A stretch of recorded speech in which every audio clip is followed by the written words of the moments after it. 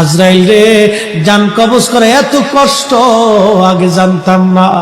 আজরাইল, আমাকে একটু আসানের সাথে তুমি জান কবজ করো।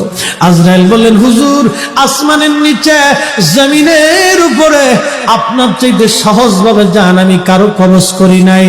আল্লাহ আমার উপরে কড়া নির্দেশ, আমার হাবিবের জান কবজ হবে সবচেয়ে বড় আসানে। হুজুর, আমি যদি আপনাকে আসানে জান কবজ না করি, নবী গো, আল্লাহর লানত আমি ধ্বংস হয়ে যাব।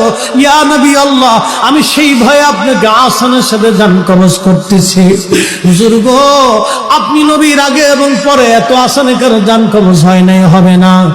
আল্লাহর নবী ডেকে বলে, আজরাইল, জান কবজ এত কঠিন, এত কঠিন, আমার কাছে কষ্ট হয়।